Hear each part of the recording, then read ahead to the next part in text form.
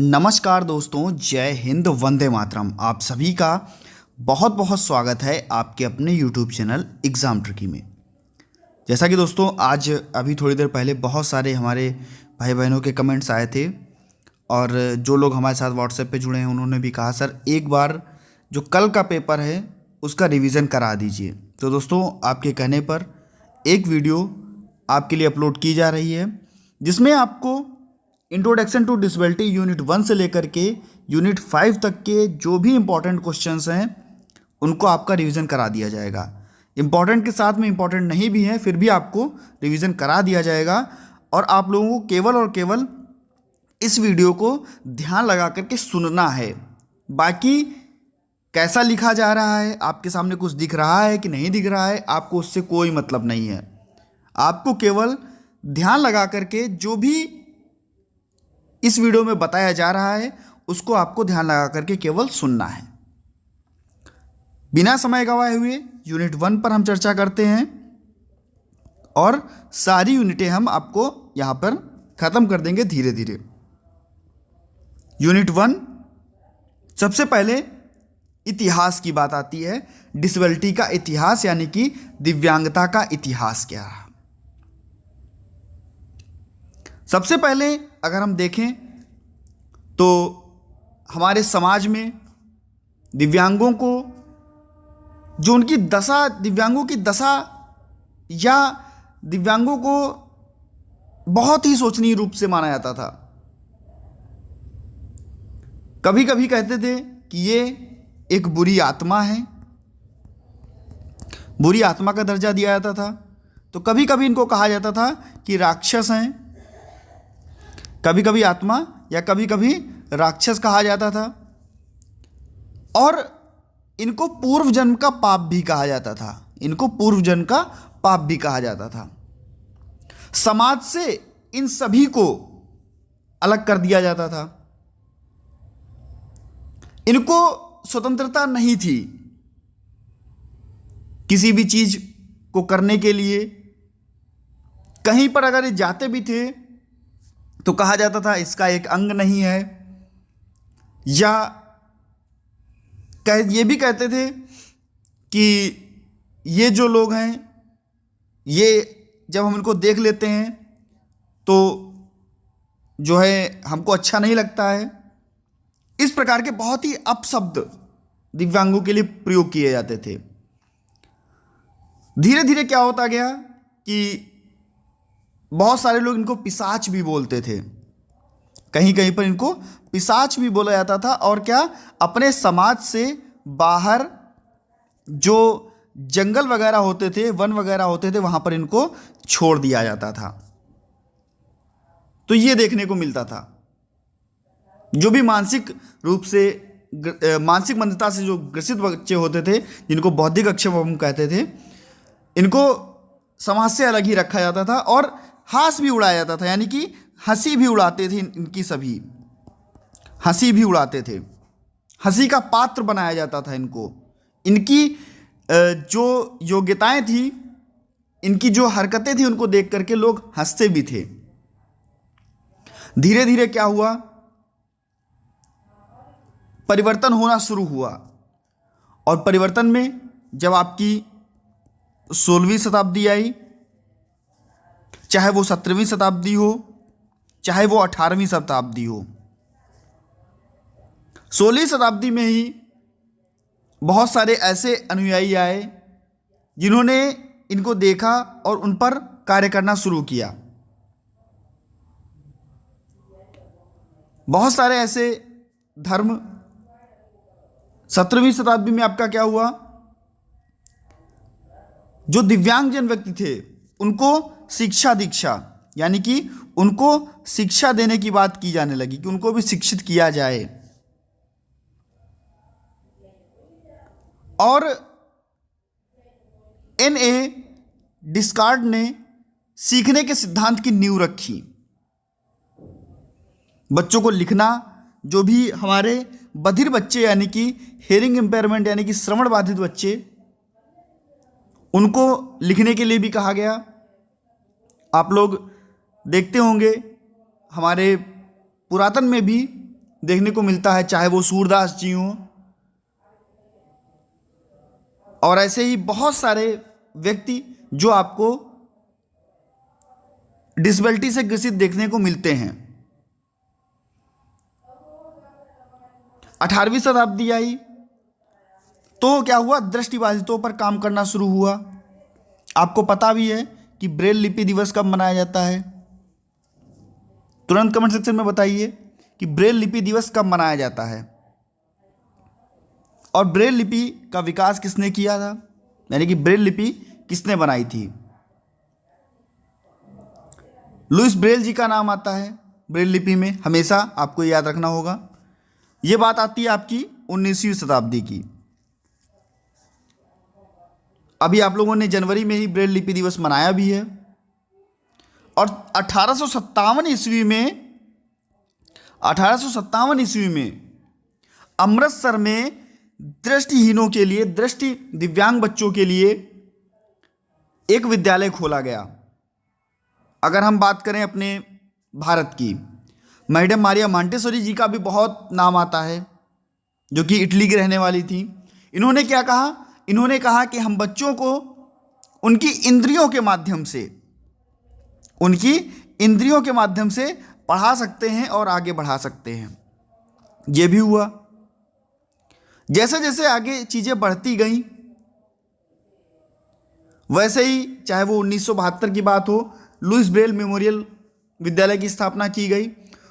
1986 की बात हो, बहुत सारी ऐसी नीतियाँ लाई गईं। अगर हम देख लें कि 1992 भारतीय पुनर्वास परिषद की स्थापना की गई। 1987 मानसिक स्वास्थ्य अधिनियम आया। 1995 आपका PWD एक्ट आया। फिर 1999 आपका जो था NTA एक्ट आया। ये सभी चीज़ें आपको पता हैं। इसका नया रूप आपको पता है RPWD, जो कि आया आपका 2016 में, जहाँ पर 21 प्रकार की दिव्यांगताएं आपको बताई गई। तो आप लोगों ने इतना सब कुछ देखा। इसके बाद में बहुत ही इंपॉर्टेंट आपका क्षति क्या है, अक्षमता क्या है और विकलांगता क्या है, जिसको अब हम बोलते हैं दिव्यांगता। क्षति, अक्षमता और विकलांगता, या जिसको हम बोलते हैं दिव्यांगता, ये आपके लिए बहुत इंपॉर्टेंट। 2 नंबर में आपसे क्षति की परिभाषा पूछ सकता है, आपसे दिव्यांगता की परिभाषा पूछ सकता है, या आपसे कह सकता है कि आप हमें अक्षमता की परिभाषा बताइए। तो ये आपके लिए बहुत ही इंपॉर्टेंट है। क्या होती है क्षति? और क्षति को बताने से पहले एक फुल फॉर्म जो कि आपके लिए बहुत ही इंपॉर्टेंट है। आप कहोगे सर फुल फॉर्म कौन सी? तो आपकी फुल फॉर्म ICIDH, जिसने क्षति, अक्षमता और दिव्यांगता की परिभाषा दी। ठीक है। ICIDH international classification of impairment, disability and handicap. International classification of impairment, disability and handicap, ये परिभाषा दी गई आपकी। ये आपका फुल फॉर्म ICIDH का होता है, जिसमें से हम इम्पेयरमेंट,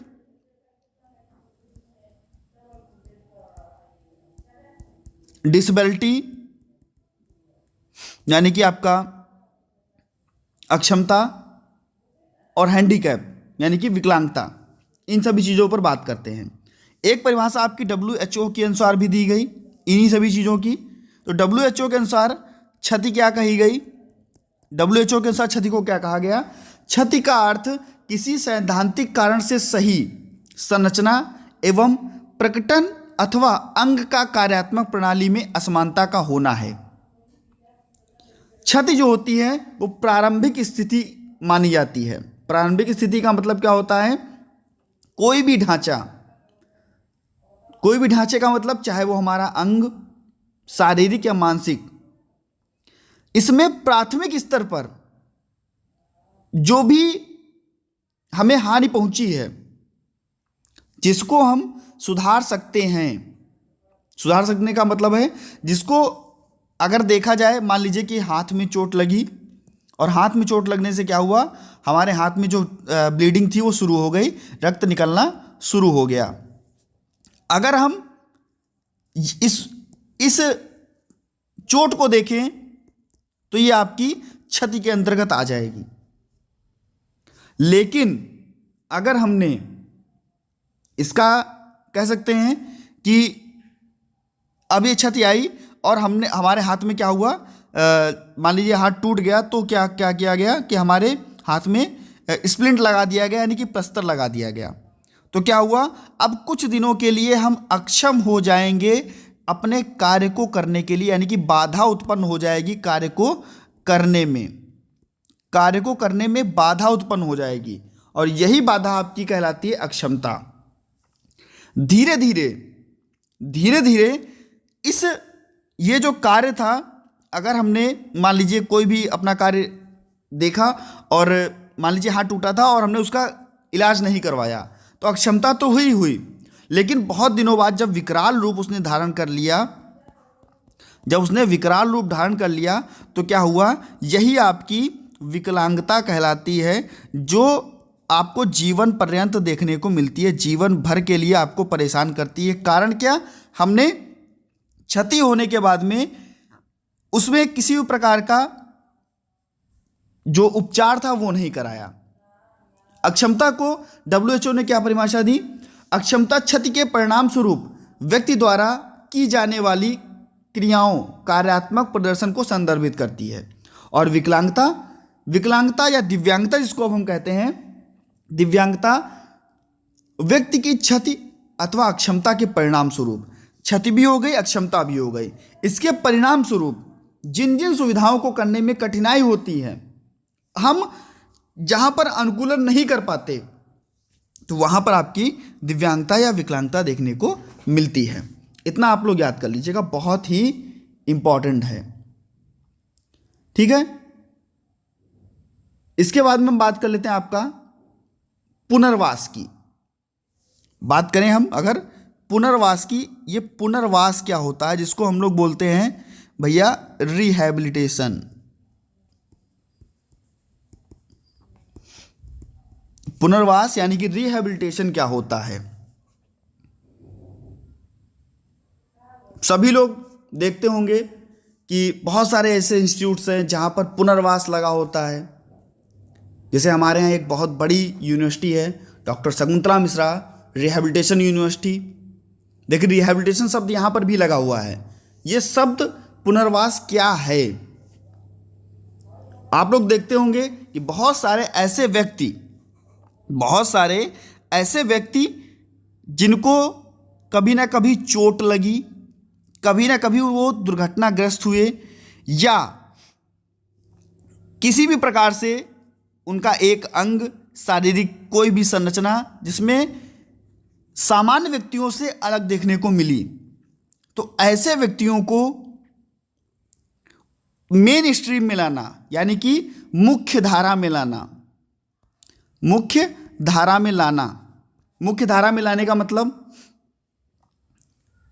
जो सहायक उपकरण हैं, जैसे आपका मान लीजिए कि पैर नहीं है, बच्चा कोई भी व्यक्ति है, कोई भी युवक है, उसका पैर किसी कारणवश, रोग, चोट, बीमारी के कारण उसका पैर चला गया है ही नहीं, तो अब क्या करेंगे, जो आर्टिफिशियल लिम्स होते हैं उनका उपयोग करके हम उनको आत्मनिर्भर बनाएंगे।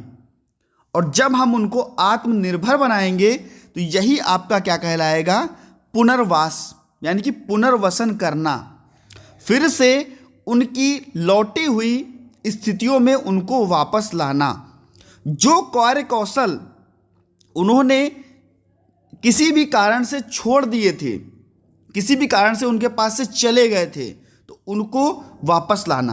पुनर्वास का तात्पर्य उन कौशलों, योग्यताओं या ज्ञान को पुनः प्राप्त करना है जो बीमारी, चोट या विकलांगता प्राप्त के परिणाम स्वरूप खो गए थे या उनसे समझौता कर लिया गया था।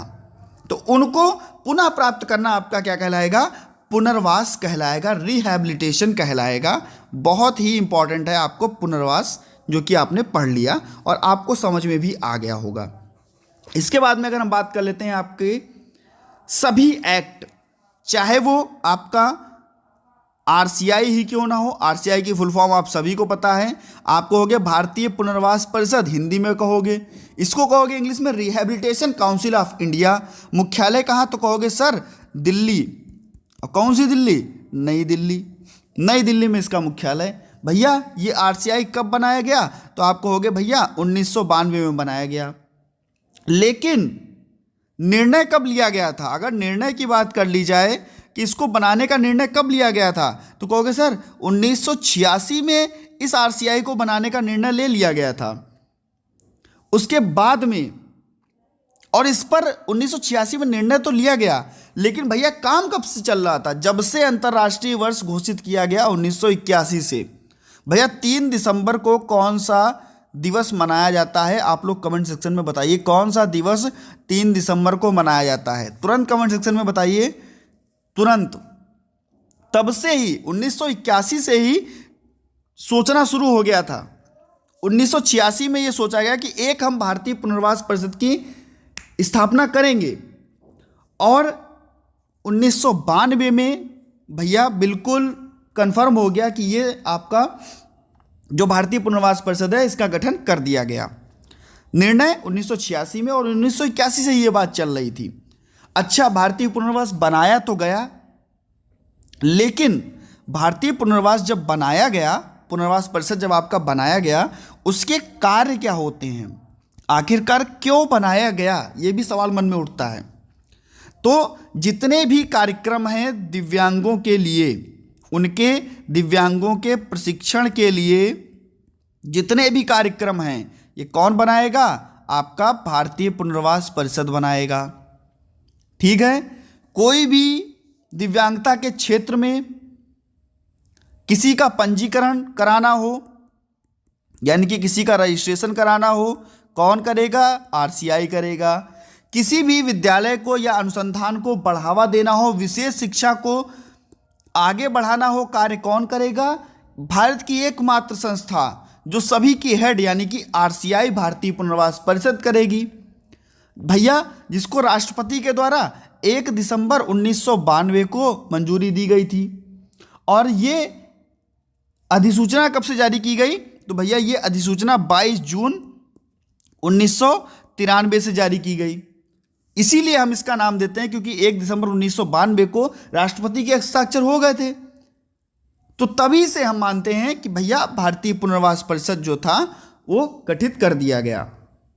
इसके बाद में अगर हम बात करें, चाहे वो शैक्षिक पुनर्वास का क्षेत्र हो, चाहे वो व्यवसायिक पुनर्वास का क्षेत्र हो, और चाहे वो सामाजिक पुनर्वास का क्षेत्र हो, किसी भी चीज में अब ये मान के चलिए कि जिस संस्थान में आप अपना कोर्स कर रहे हैं वो भी किसके द्वारा अप्रूव्ड है? वो भी भारतीय पुनर्वास परिषद के द्वारा अप्रूव्ड है। और आपको ये भी पता है कि हर 3 साल में और हर 5 वर्षों में मान्यताओं को रिन्यू किया जाता है, यानी कि कहीं ना कहीं से लोग आते हैं और देखते हैं आकर के कि आप मानक के अनुरूप आपके विद्यालय में काम हो रहा है कि नहीं हो रहा है। अगर नहीं हो रहा है तो आपका जो कॉलेज है जिसको आरसीआई ने मान्यता दी है उसको वो रद्द करेगा। ठीक है। डिग्री, डिप्लोमा, सर्टिफिकेट पाठ्यक्रम भी कौन जारी करता है? विश्वविद्यालय स्वयंसेवी सेवा संस्थाएं। तो ये आप कहोगे भैया ये आरसीआई यानी कि भारतीय पुनर्वास परिषद जारी करता है। जो भी लेखा जोखा होगा दिव्यांगता का क्षेत्र में वो कौन रखेगा? भारतीय पुनर्वास परिषद रखेगा। बच्चों को सीबीआर, समुदाय आधारित पुनर्वास कौन सबसे पहले? तो आप कहोगे भैया भारतीय पुनर्वास परिषद। ये सारी चीजें जो मानक निर्धारित किए जाएंगे ये किसके द्वारा किए जाएंगे? स्वयंसेवी संस्थाओं के। ये भी आपके भारतीय पुनर्वास परिषद के द्वारा ही किए जाएंगे। नीतियां बनाई जाएंगी, नए नए कार्यक्रम आयोजित किए जाएंगे, ये किसके द्वारा? तो ये भारतीय पुनर्वास परिषद के द्वारा ही किए जाएंगे। भैया अगर वीडियो अच्छी लग रही हो तो वीडियो को जरूर अपने मित्रों तक शेयर कर दीजिएगा, क्योंकि अगर मेहनत हो रही है, अगर 1 से 1.5 घंटे बराबर मैं आपके सामने बोल रहा हूँ तो दोस्तों आपको आपका इतना हक बनता है, आपकी इतनी रिस्पॉन्सिबिलिटी बनती है कि सभी मित्रों तक एक बार वीडियो को जरूर शेयर कर दीजिएगा। और लाइक मिलना तो हमारा हक है, आप लोग वीडियो को ज़रूर लाइक कर दीजिएगा। दोस्तों जब आप लोग लाइक करते हैं तो मोटिवेशन बनता है, और मोटिवेशन मिलता है तभी हम दूसरी वीडियो बनाने के लिए प्रेरित होते हैं। तो दोस्तों वीडियो को लाइक ज़रूर कर दीजिएगा। अब हम बात करते हैं भारतीय पुनर्वास परिषद के बाद में आपके 1995 वाले एक्ट की। 1995 में कौन सा एक्ट आया? तो आपको हो गए PWD एक्ट। PWD एक्ट आया 1995 में, जिसके अधिनियम में आपको 14 अध्याय देखने को मिलेंगे इस, और 7 दिव्यांगताएं देखने को मिलेंगी। कितनी दिव्यांगता? 7 दिव्यांगताएं आपको देखने को मिलेंगी आपके PWD एक्ट में। इसका संशोधित रूप आपको हो गया सर RPWD आया, जो कि आया 2016 में, जहां पर 21 प्रकार की दिव्यांगताएं देखने को मिलती हैं। अब सोचिए 7 से 21 कर दी गई, यानी कि 14 दिव्यांगताएं बढ़ी। ठीक है, 7 फरवरी 1996 से इसको लागू किया गया। ये आपका जो एक्ट था ये कब से? 7 फरवरी 1996 से लागू किया गया। ठीक है, दोनों सदनों में 12 दिसंबर 1995 को जो है इसको पारित किया गया था, जिसमें आपके अगर हम 14 अध्यायों की बात करें तो पहला अध्याय आपका प्रारंभिक, जिसमें भैया 7 दिव्यांगताओं के बारे में बताया गया। वो 7 दिव्यांगताएं कौन? आपको हो गए दृष्टिबाधित, अल्पदृष्टि, कुष्ठ रोग, श्रवण बाधिता, चलन निषक्तता, मानसिक मंदता और मानसिक रुग्णता। मानसिक मंदता को हम क्या बोलते हैं? बौद्धिक अक्षमता बोलते हैं। ठीक है, ये 7 प्रकार की आपकी दिव्यांगताएं थी वो जो बताई गई। इसके बाद में आपका दूसरा जो अध्याय होगा उसमें केंद्रीय समन्वय समिति की बात की गई। केंद्रीय समन्वय समिति की बात की गई, उसमें कहा गया कि जो भी केंद्र सरकार है उसके पास शक्तियां रहेंगी, जो भी प्रावधान है उसका पालन करने के लिए सदस्य जो हैं वो निर्धारित किए जाएंगे, और बैठक की जाएगी, इन पर विचार विमर्श भी किया जाएगा प्रत्येक 3 माह में, और 23 सदस्य होंगे जो इस बैठक में शामिल होंगे, और उसमें से 23 में से 5 ऐसे भी सदस्य होंगे जो निशक्तता से ग्रसित होंगे, यानी कि निशक्त होंगे, यानी कि दिव्यांग होंगे। ऐसे व्यक्तियों को भी उसमें शामिल किया जाएगा। 5 ऐसे व्यक्ति होंगे जो निशक्तता से ग्रसित होंगे, निशक्त होंगे। तो ये आपका कहा गया केंद्रीय समन्वय समिति में। इसके बाद में राज्य समन्वय समिति में क्या कहा गया? अब भाई केंद्र स्तर पर तो एक आपकी समिति बन गई, अब आपकी राज्य स्तर की समिति बनेगी। राज्य स्तर की समिति, तो भैया राज्य स्तर की समिति में 6 माह में बैठक होगी, केंद्र में 3 महीने में और राज्य में 6 महीने में बैठक होगी। इसमें समाज कल्याण मंत्री होंगे, दिव्यांग कल्याण मंत्री होंगे, इसके अध्यक्ष 2, इसके अध्यक्ष, एक समाज कल्याण मंत्री और आपके दिव्यांग कल्याण मंत्री, जिनको हम विकलांग कल्याण मंत्री भी कहते हैं, तो वो भैया इसके अध्यक्ष होंगे, और प्रत्येक 6 माह में इसकी बैठक की जाएगी।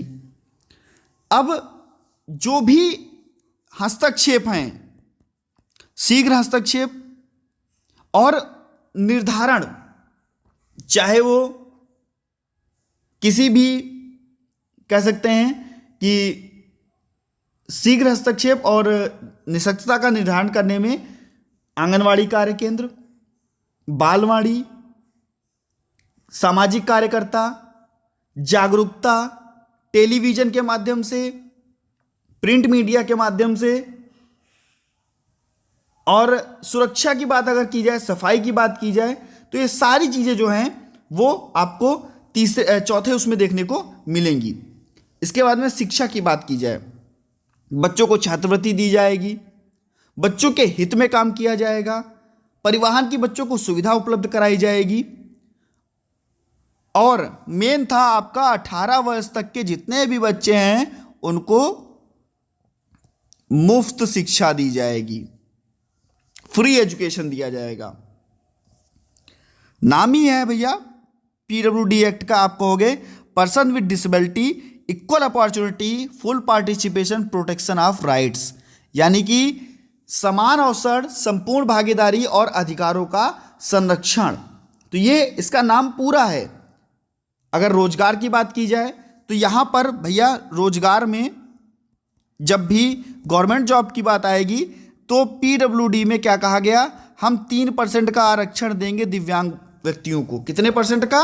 3% का आरक्षण देंगे। ये बहुत बार आपसे पूछा गया और इसी को अगर हम देख लें बदला भी गया और कहा गया कि आरपीडब्ल्यूडी एक्ट जब आएगा आपका तो आरपीडब्ल्यूडी में ये जो 1% का आरक्षण आपका बढ़ाया गया, यानी कि 4% का आरक्षण आपका आरपीडब्ल्यूडी में आपको देने की बात कर दी गई, 4% का आरक्षण। तो ये आपके लिए बहुत ही इंपॉर्टेंट है। ये आपसे क्वेश्चन पूछ लेता है कि पीडब्ल्यूडी में कितने % का आरक्षण और आरपीडब्ल्यूडी में कितने % का आरक्षण। इसके बाद में अगर हम बात करें 7वें अध्याय की तो 7वां अध्याय क्या कहता है? 7वां अध्याय आपका है सकारात्मक कार्यवाही। सकारात्मक कार्यवाही, सकारात्मक कार्यवाही में क्या कौन कौन सी चीजें आती हैं?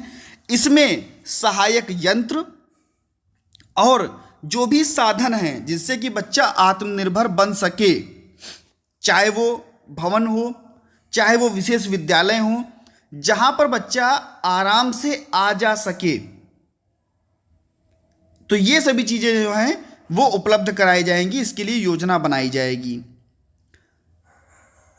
किसी भी बच्चे में विभेद नहीं किया जाएगा, चाहे वो सामान्य बच्चा हो चाहे वो विशेष बच्चा हो, वो भी एक विशेष विद्यालय में पढ़ने जाने वाला बच्चा हो चाहे वो सामान्य विद्यालय में जाने वाला पढ़ने वाला बच्चा हो।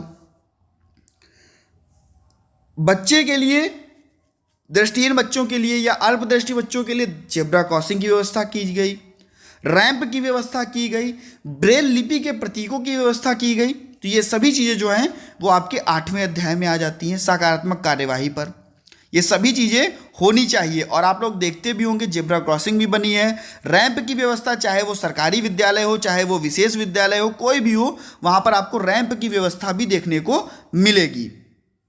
इसी प्रकार से आपके सारे अध्याय आप लोग थोड़ा थोड़ा पढ़ लीजिएगा, ज़्यादा यहाँ से नहीं आता है कभी भी। आरपीडब्ल्यूडी मैंने आपको बताता ही चला गया भैया।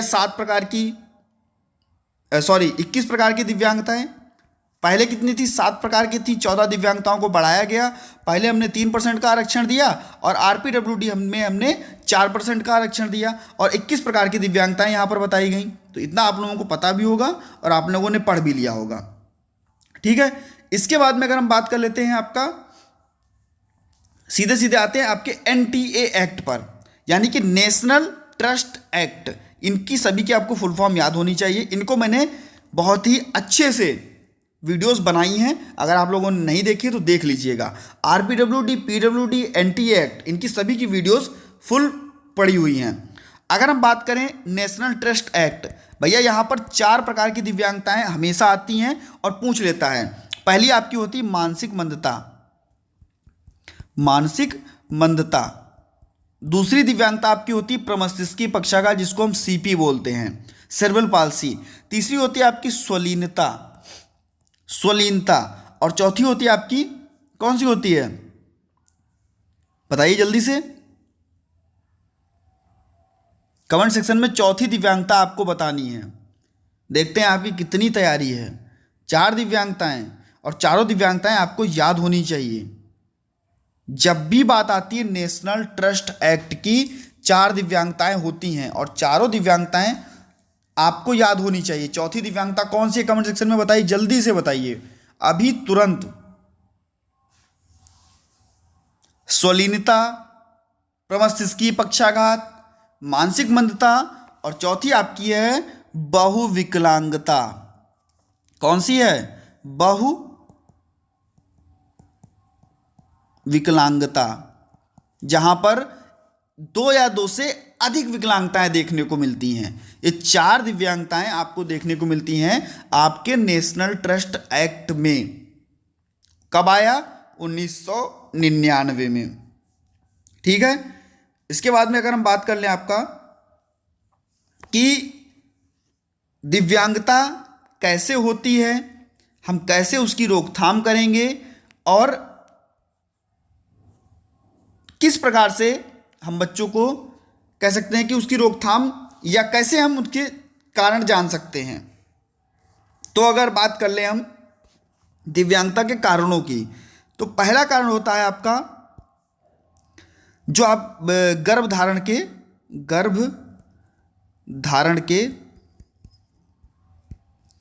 पूर्व के कारण, गर्भधारण के पूर्व के कारण, यानी कि गर्भधारण से पहले के कारण कौन कौन से हैं। दूसरा आपका होगा गर्भधारण के समय के कारण, और तीसरा होगा जन्म के समय के कारण, जन्म के समय।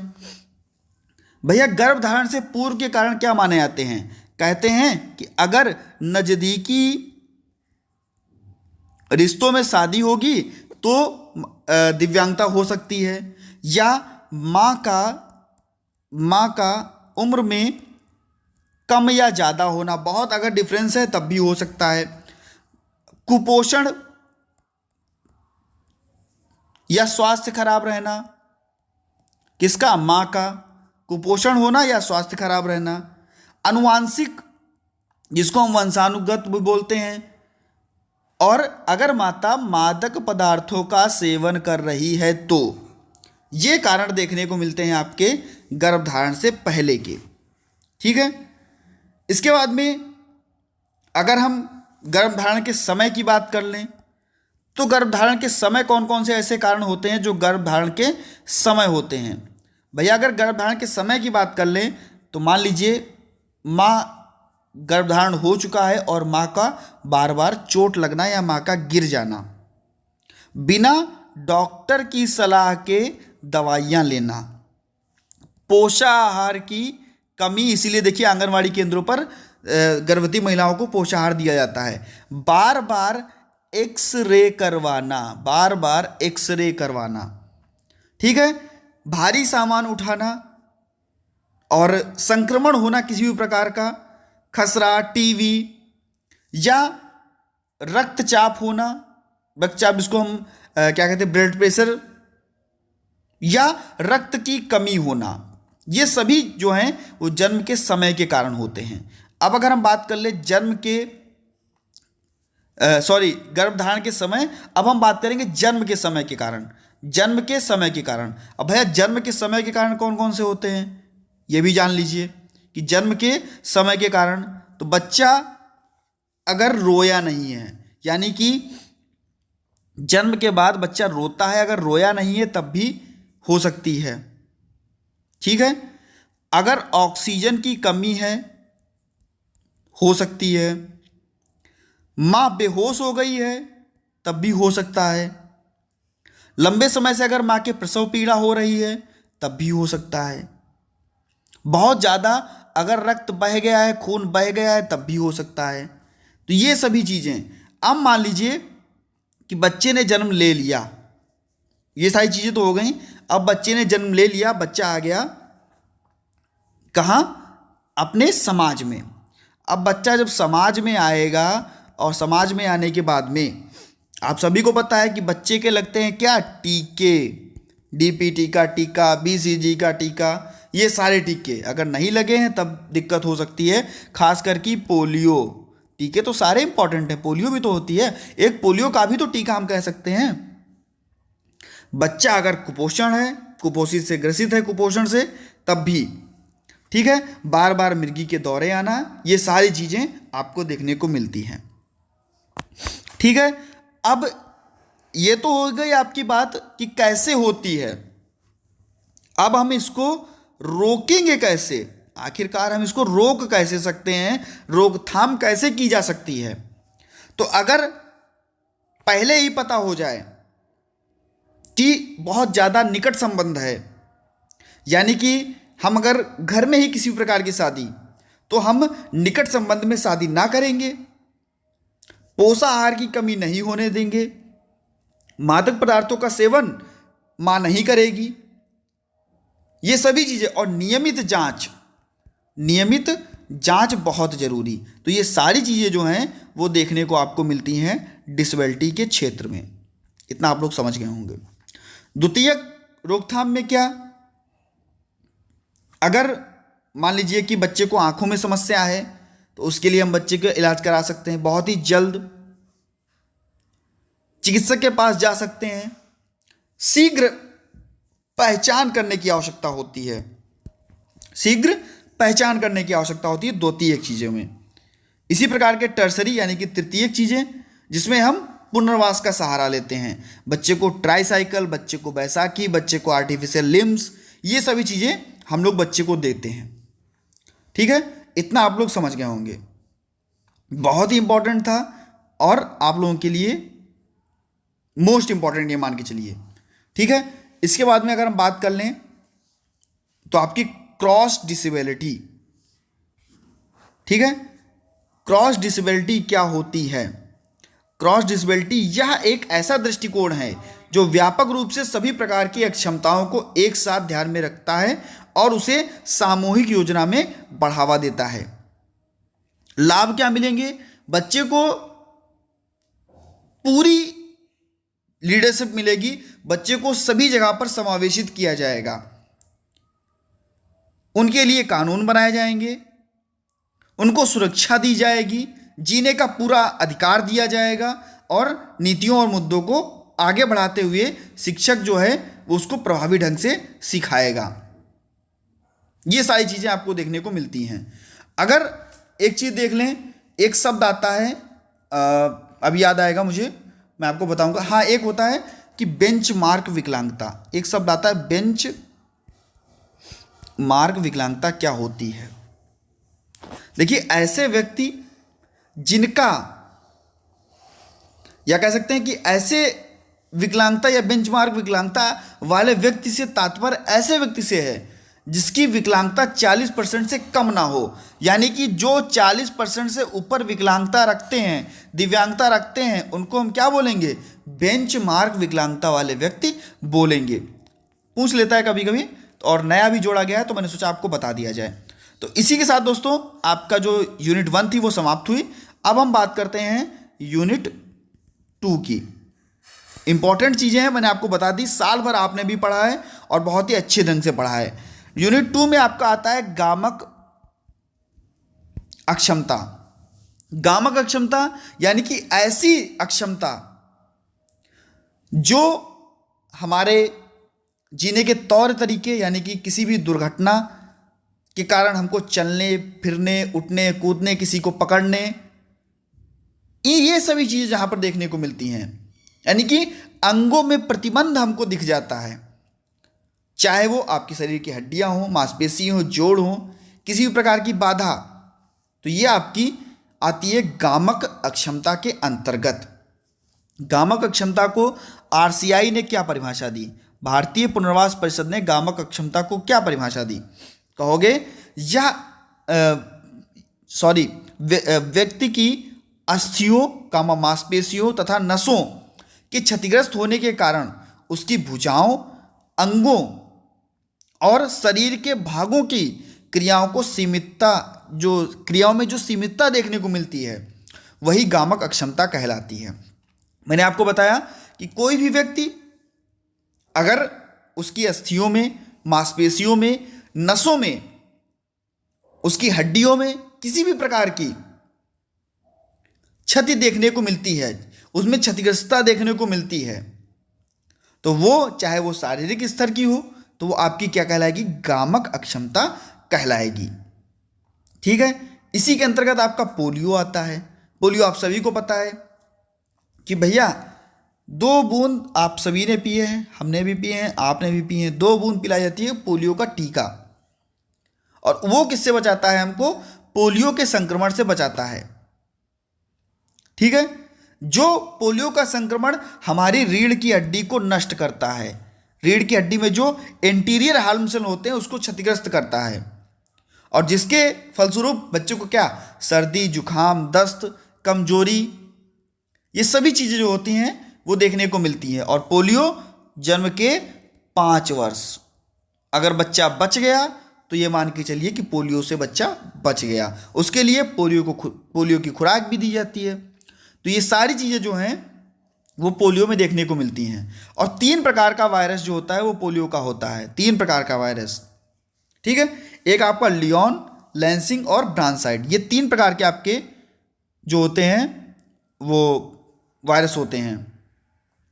ठीक है, पोलियो से बचाव क्या होगा भैया? पोलियो का टीका, माँ का पहला पीला दूध, भोजन अच्छा, मक्खियों से बच्चे को दूर रखना, मक्खियों से भोजन को दूर रखना, साफ सफाई का विशेष ध्यान देना, मलमूत्र जो है उनको बाहर ही त्यागना, बच्चे को साफ रखना और आसपास की जो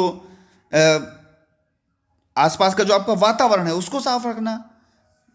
इंपॉर्टेंट है आपका पोलियो की खुराक दिलवाना बच्चे को।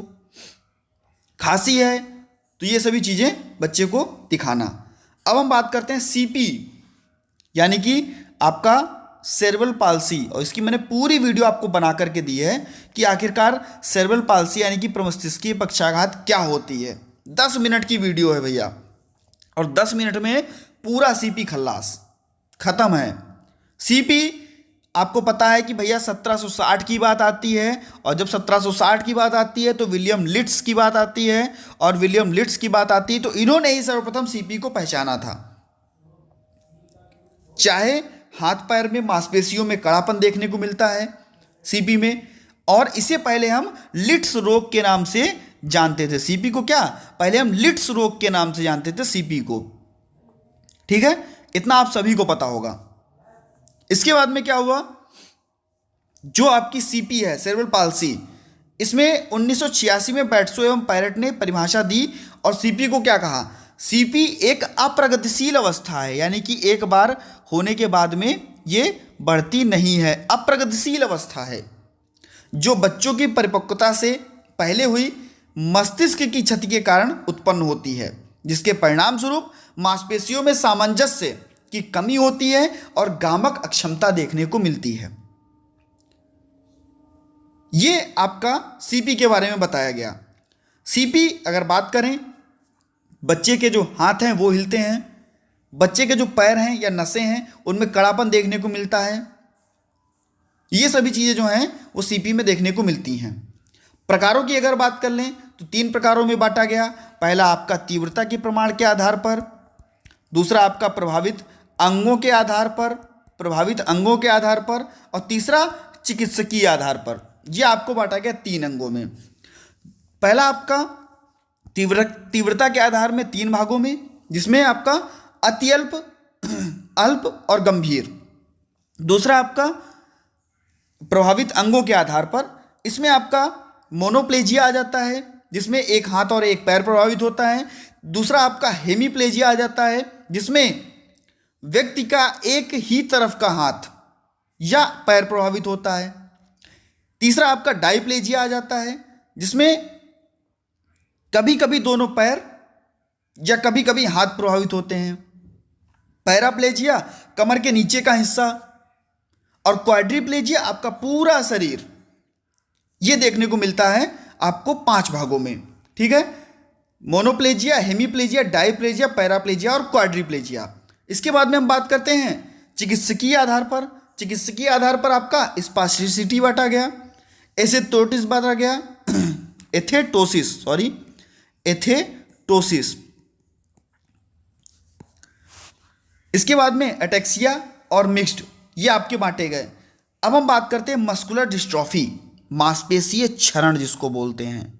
मांसपेशीय क्षरण यानी कि बच्चे की जो मांसपेशियां हैं वो कैसी हो जाना, कमज़ोर हो जाना, और जिसके कारण बच्चे अपने मांसपेशियां हैं, सब चीज़ें सही हैं, आपको देखने में बहुत सही लगेगा कि बच्चा बिल्कुल सही दिख तो रहा है, लेकिन उनकी मांसपेशियों में क्या होगा उनकी जो मांसपेशियां होंगी वो भंगुर होंगी, वो क्षरित हो चुकी होंगी, जिसके कारण वे अपना हाथ नहीं उठा सकते, वे अपने पैर नहीं उठा सकते। ये चीज़ें आपको देखने को मिलेंगी मांसपेशी क्षरण में। 3 प्रकार, ड्यूचेन मांसपेशी क्षरण, अर्ब जुवेनाइन मांसपेशी क्षरण या इन्फेंटाइल टाइप, ये आपको मांसपेशी क्षरण देखने को मिलेंगे। और सबसे जो कह सकते हैं सबसे जो भयानक रूप होता है वो ड्यूचेन मांसपेशी क्षरण का होता है, ठीक है। दृष्टि अक्षमता, भैया पूरी वीडियो अपलोड कर दी है दृष्टि अक्षमता की, क्या होती है दृष्टि अक्षमता आपको भी पता है और हमको भी पता है क्या होती है। भैया ऐसे व्यक्ति जिनकी दृष्टि समझन क्षमता 20/200 हो वो नेत्रहीन व्यक्ति कहे जाएंगे। उनको बिल्कुल नहीं दिख रहा। लेकिन ऐसे व्यक्ति जिनकी देखने की क्षमता 20/70 तथा 20/200 के बीच में होगी तो ऐसे व्यक्ति अल्पदृष्टि वाले व्यक्ति कहे जाएंगे। दो भागों में, एक आपका ये जो आपकी परिभाषा थी अमेरिकन फाउंडेशन 1961 के अनुसार थी, 1961 के अनुसार थी, बहुत ही इंपॉर्टेंट थी। एक आपकी दृष्टिबाधिता और एक आपकी अल्पदृष्टि।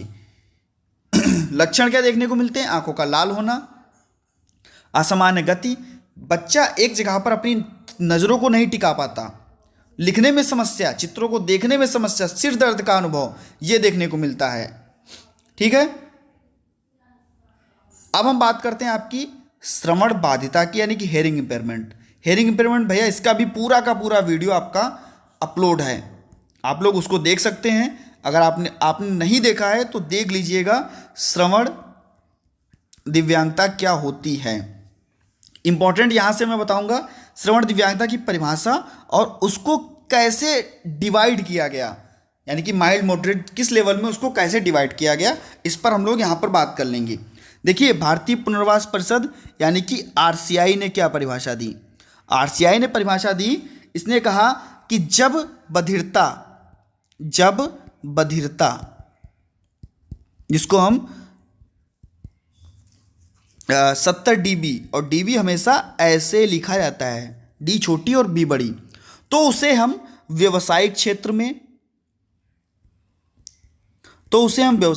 में तथा जब 55 dB हो तो उसे हम शिक्षा के क्षेत्र में, उस बच्चे को हम शिक्षा के क्षेत्र में प्रयोग में ला सकते हैं। ये कहा गया भारतीय पुनर्वास परिषद यानी कि आरसीआई के द्वारा इसकी परिभाषा। अब अगर हम बात कर लें भैया, जो कि इंपॉर्टेंट चीज़ें हैं, इंपॉर्टेंट था आपका इसका क्लासिफिकेशन हम करेंगे WHO के अनुसार। WHO के अनुसार यानी कि वर्ल्ड हेल्थ ऑर्गेनाइजेशन के अनुसार कहा गया 0 से 25 dB अगर होगा, 0 से 25 dB तो ये सामान्य है, बच्चा सामान्य है। अगर 26 से 40 dB होगा तो बच्चा अति अल्प है, यानी कि अति अल्प। यहाँ पर हम कह सकते हैं कि आपका बधिर या हेयरिंग इम्पेयरमेंट आपका श्रवण बाधित है। या हम कह सकते हैं 41 से 55 अगर बच्चा उसका डेसिबल सुनने की क्षमता है तो हम उसको अल्प में ला सकते हैं। इसके बाद में अगर 56 से 70 के बीच में सुनने की क्षमता है तो उसको हम अल्पतम में ला सकते हैं। और उसके बाद में 71 से 90 के बीच में अगर है तो गंभीर है, बच्चा बहुत ही गंभीर इसकी स्थिति है। और 91 dB से अधिक है तो अति गंभीर में चला जाएगा। तो ये आपको जरूर याद रखना है, ये क्लासिफिकेशन आपको जरूर याद रखना है। कभी कभी आपसे 1 नंबर में प्रश्न यहाँ से भी पूछ देता है, तो आप इसको जरूर तैयार कर लीजिएगा, इसको जरूर याद कर लीजिएगा। आपने याद तो कर रखा है क्योंकि कल आपका पेपर है, यहाँ पर केवल आपका रिवीजन हो रहा है। इसके बाद में अगर हम बात कर लें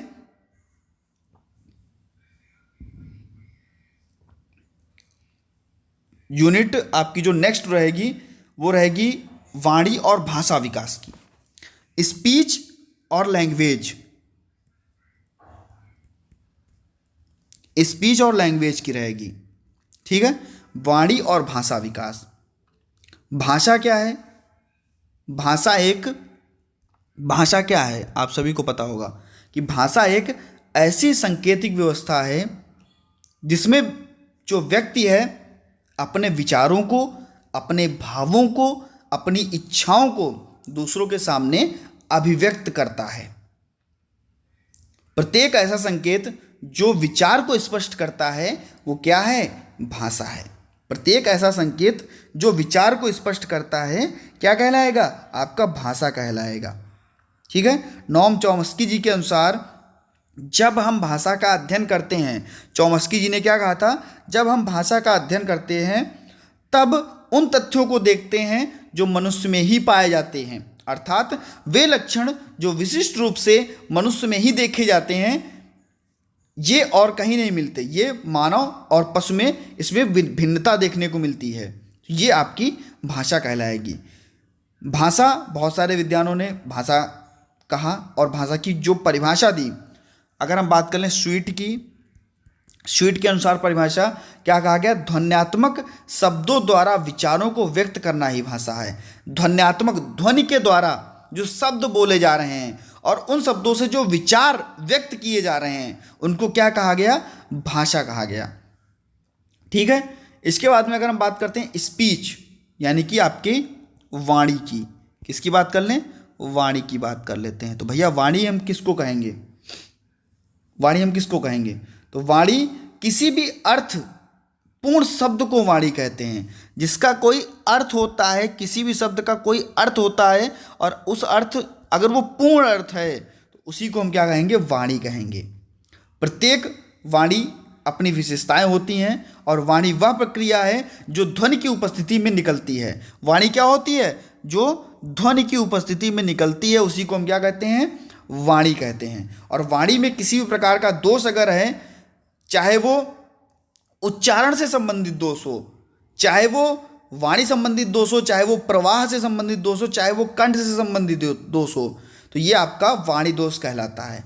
जिसमें हम लोग पढ़ते हैं एक बहुत ही SODA, जिसने भैया टेलीग्राम ज्वाइन कर रखा है ना, इसकी मैंने फुल फॉर्म वहाँ पर अपलोड कर दी है, जिसकी फुल फॉर्म होती है सब्स्टिट्यूशन, ओमिज्म, डिस्ट्रैक्शन, एडिशन।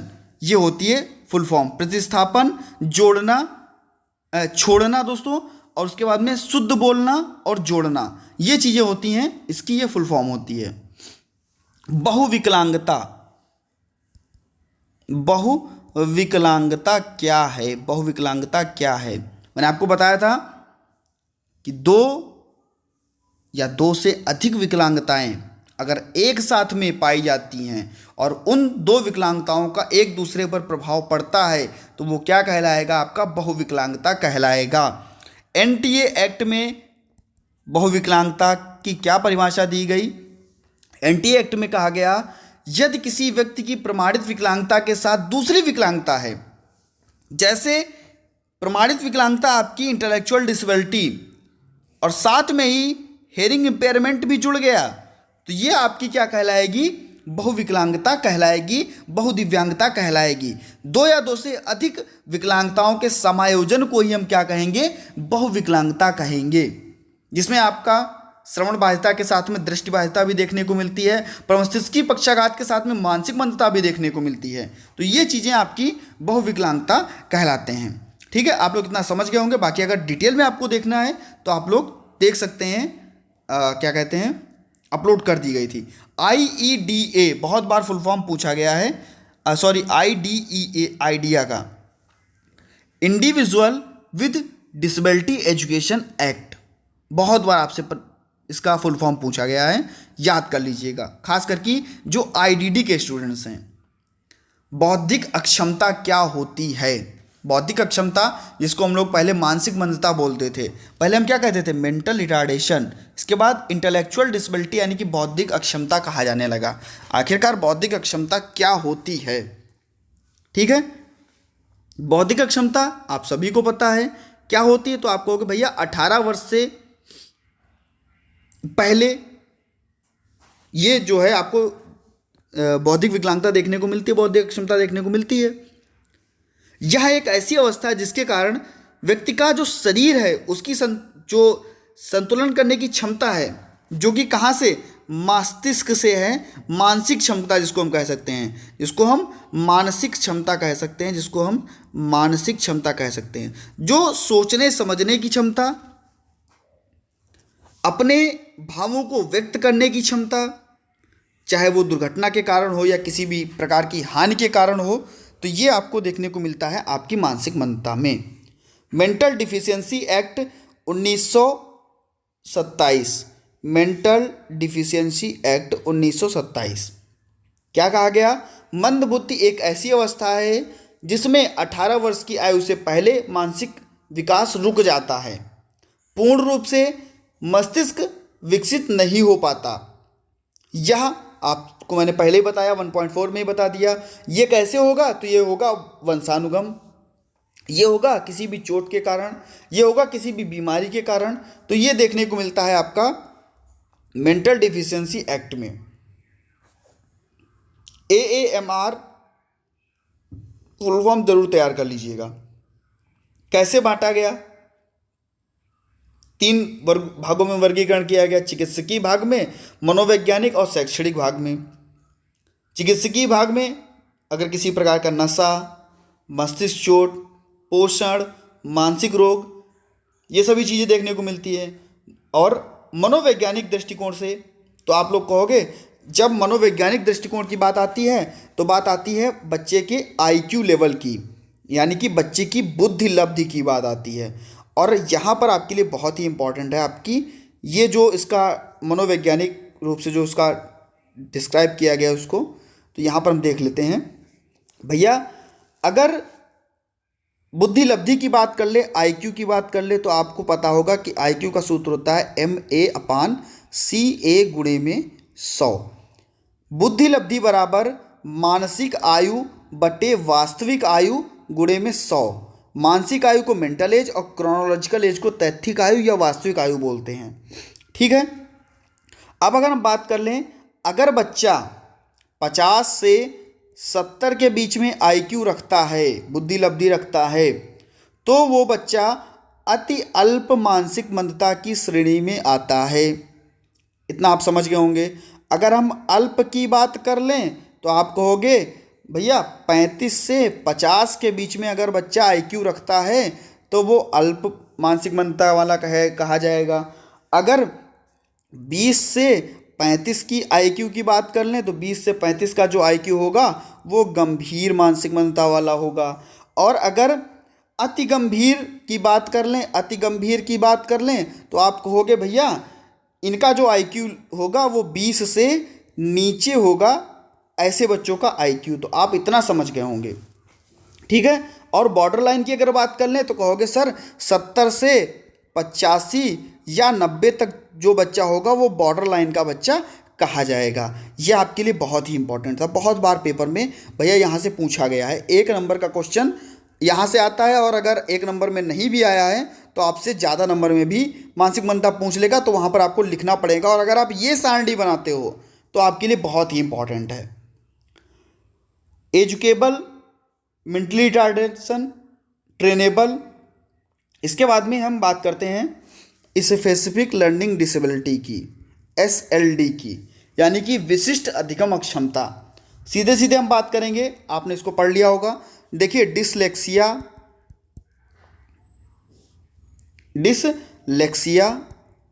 डिसग्राफिया,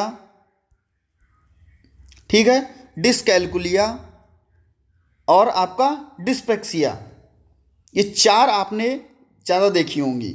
जिसमें से डिसलेक्सिया यानी कि पढ़ने संबंधित,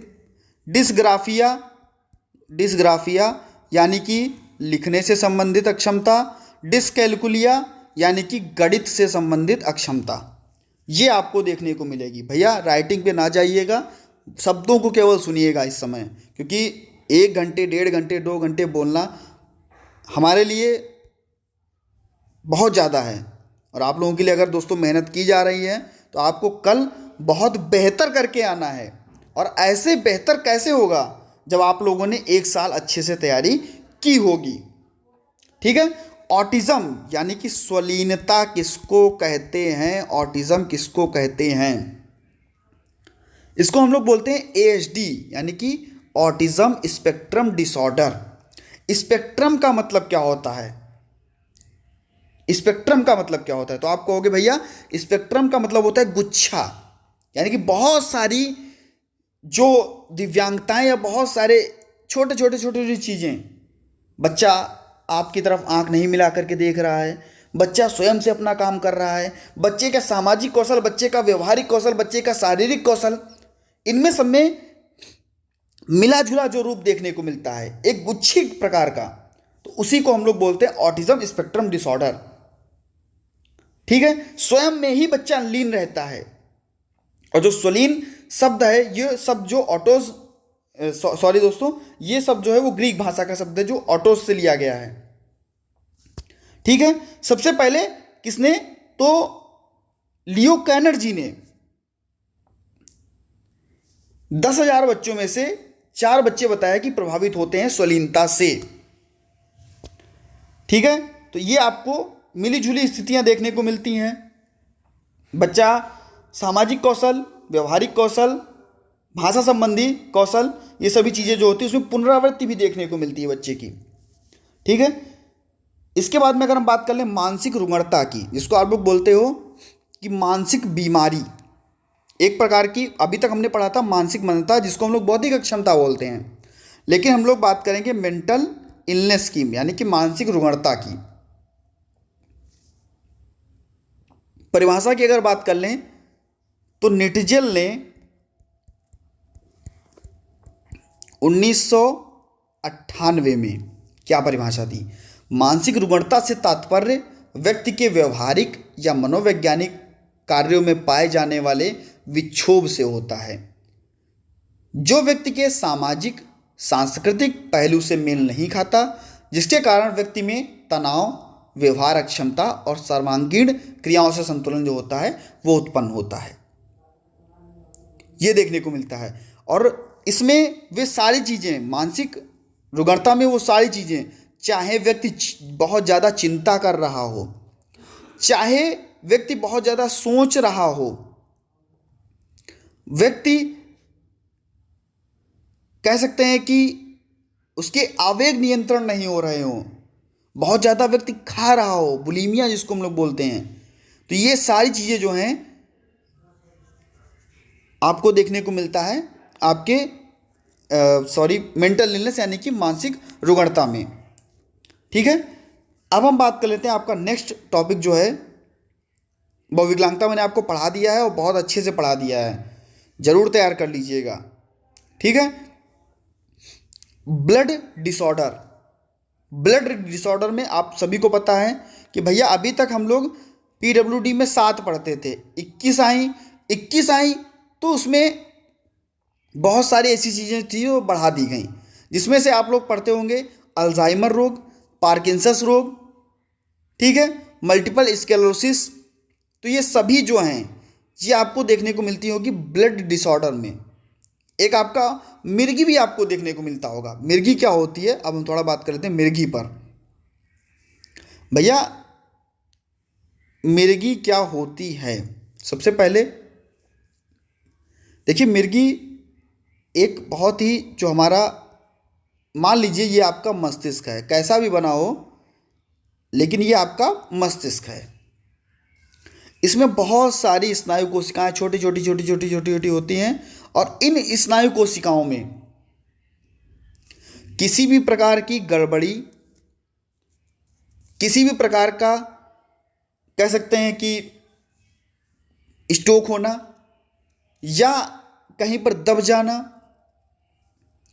तो अगर किसी भी प्रकार की तरंगों में गड़बड़ी देखने को मिलती है, उसी से आपकी ये मिर्गी आती है। मस्तिष्क में लाखों स्नायु कोशिकाएं होती हैं, और उन स्नायु कोशिकाओं में बहुत सारे जो हैं, क्या कह सकते हैं कि हम मान लीजिए कहीं पर भी आपको कुछ काट रहा है तो कहाँ उसकी सूचना कहाँ जा रही है, मस्तिष्क में। और उन मस्तिष्क में किसी भी प्रकार का अगर दोष देखने को मिलता है, चाहे वो ट्यूमर हो या किसी भी नस का दब जाना हो, तो इससे क्या होता है, मिर्गी आती है। और उसमें आपके आंशिक दौरे भी होते हैं, जो रोगी के लिए थोड़ी देर के लिए होते हैं, थोड़ी देर के लिए रोगी को अलग कर देते हैं।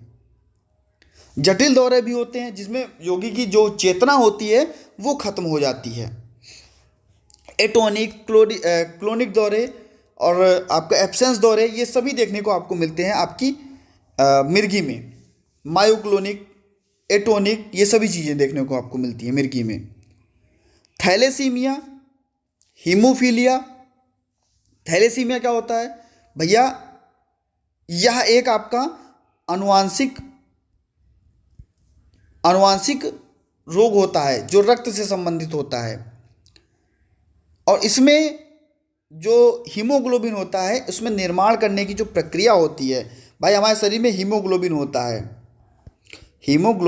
और हीमोग्लोबिन जो निर्माण, रक्त में हीमोग्लोबिन जो निर्माण करने की प्रक्रिया होती है वो नहीं होती है, उसमें किसी ना किसी प्रकार की गड़बड़ी होती है, जिससे हमारा रक्त जो होता है वो क्षीण हो जाता है, रक्त में क्षीणता के लक्षण देखने को मिलते हैं।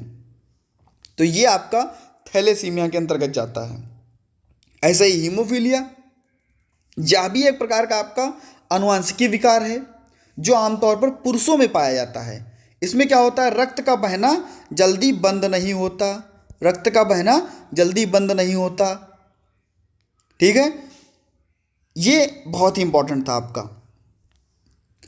अब हम बात करते हैं शीघ्र पहचान की। आखिरकार शीघ्र पहचान क्यों करना चाहिए, शीघ्र हस्तक्षेप क्यों करना चाहिए। शीघ्र पहचान, चाहे वो माता पिता हों, शिक्षक हों, पेशेवर हों, वयस्क हों, अगर बच्चे को आगे बढ़ाना है, बच्चे के शारीरिक विकास करना है, बच्चे का सामाजिक विकास करना है, बच्चे के भावनात्मक विकास करने हैं, बच्चे का संज्ञानात्मक विकास करना है, अगर बच्चे को कौशल सिखाना है तो उसको जितनी जल्दी से जल्दी हो सके उसका हम लोग पहचान करेंगे, उस दिव्यांगता की पहचान करेंगे कि आखिरकार बच्चा जो उसके लक्ष्य हैं उनको कैसे नहीं प्राप्त कर पा रहा है, कहाँ पर उसको कमी देखने को मिल रही है, उसका हम लोग निदान करेंगे। निदान करने के बाद में जितनी जल्दी पहचान करेंगे उतनी जल्दी हस्तक्षेप कर सकते हैं, और हस्तक्षेप करने के बाद में हम बच्चे को आगे बढ़ा सकते हैं। ये आपके लिए इंपॉर्टेंट था, शीघ्र हस्तक्षेप क्या होता है।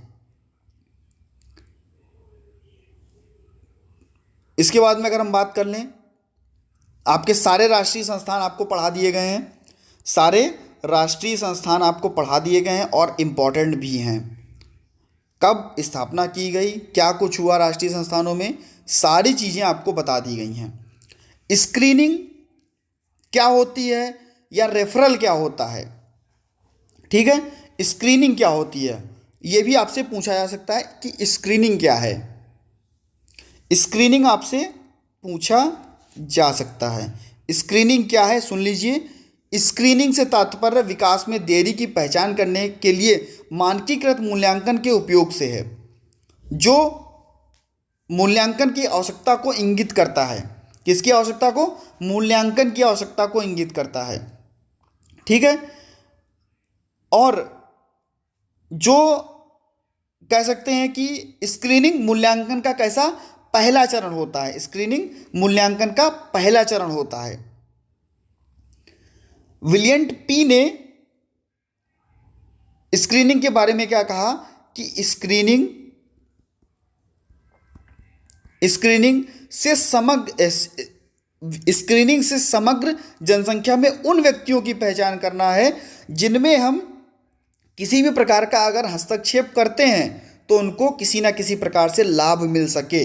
इसीलिए कहा गया मूल्यांकन का पहला चरण क्या है, आपको होगे भैया स्क्रीनिंग है, जिसमें हम बच्चे की जांच करेंगे, पहचान करेंगे, उसकी जो आवश्यकताएं हैं उसको जांचेंगे और उसका निदान करेंगे। उसके बाद में हम देखेंगे कि आखिरकार बच्चे में दिव्यांगता कौन सी है। तो इतना आपको याद रखना है, इम्पॉर्टेंट था, बता दिया है। विशेष शिक्षक किस प्रकार से दिव्यांग बच्चों के लिए कार्य करेगा, ठीक है, ये भी आपके लिए इम्पॉर्टेंट है। रेफरल क्या है? रेफरल एक विशेष शिक्षा मूल्यांकन के लिए एक छात्र पर विचार करने का प्रारंभिक अनुरोध है।